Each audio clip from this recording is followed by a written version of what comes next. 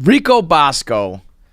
What is Rico Bosco? Is it a Sopranos guy? No, James Villani from Hang Time. You definitely watched the show on Saturday mornings with Anthony Anderson. It was filmed in a room this fucking big. Yeah, okay. The kid's from Staten Island. Last year, I was out with my wife. The guy walks in, and she's looking at me like it was one of those. She's like, "You like what's going on?" I'm like, "You don't know who that is?" I was like, "That's the real Rico Bosco." So I went to him and approached him. He goes, "You know how many people fucking like tell me, like ask me or what's going on?" He's a great guy. Like it turns out I have mutual friends whose kids he's his godfather. Like, but when did you start calling yourself that? Like, how did that all come about?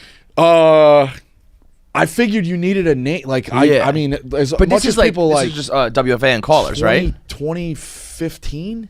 No, I was Terry from the Bronx for a little while. Okay. Calling in. Right. And then because I'm obviously from Staten Island, but I was living in the Bronx at the time. Mm-hmm. And then with Barstool, I was like, it was getting a little bit more traction. Like I was on the voicemails every time now. I'm like, all right, if you're gonna try and like get your own social media and like down the road potentially, that was the other thing too. Like it was like I never thought I could like I thought I had the capability of contributing here. Yeah. But I never thought, like I always looked at you guys like superstars. I was like, they're not gonna call. Yeah. You know, I think there's a lot of that element now of like where people are like, you know, they repost a viral video and they're like, all right, so I got a job offer. It's like, it don't work like that. Right. You know what I mean? At least, I mean, whatever, but you know what I mean? Like sometimes apparently it does, but. Well, no, I meant like one college kid, like random. It's like, what do you have, you know? Yeah. I mean, we saw that doing it for years, you know? Yeah, I mean, with the fucking, who was the big kid from St. John Fisher? That was a wild. I mean, we got a little loose for a second there. Exactly. Yeah. Like, he's got a rep when he's coming in to do the interview. It's like, okay,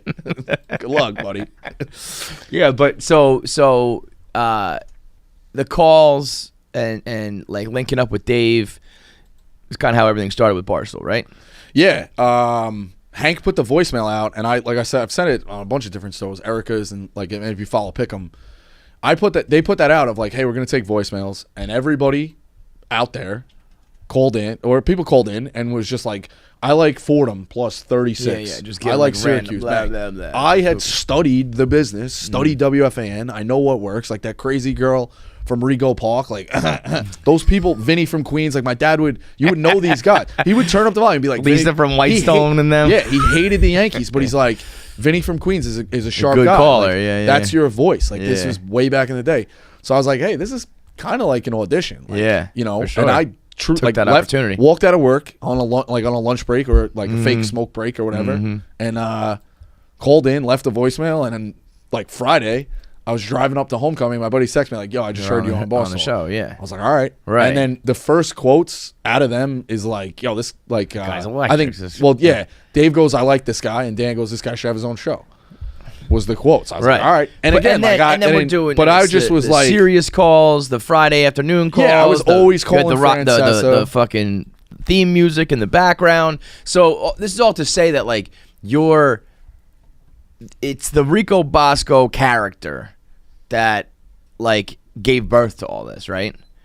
But then when you get here, like kind of in a full-time role, and you want to just start talking like regular and normal, do you feel like, oh fuck, I gotta do this, or like I don't want to do that anymore? But I think it just shows. I think it just shows a little bit more of your onion, if that makes sense. Like you don't just have a fastball. Like go listen to the dog walk. Like I compared the Mets starting rotation to the cast of Mean Girls. Right. Like that takes a fucked up brain, but it's in a calm manner. Yeah, like, yeah. You know, I also think like at a certain point, if you're yelling and screaming all the time, like they'll be like, all right, cool, I've seen that fastball. One trick pony. Yeah, exactly. Yeah. But like, I mean, truthfully, if I didn't get hurt, I'd still be calling into radio, just a maniac. Yeah. Well, I would have just been like the unnamed guy. Like I would just still call, probably a little bit down ticked. Yeah. You know, like not screaming, yelling, but I would still debate guys on it. Sure. Or if Pick'em still had voicemails, I would call like.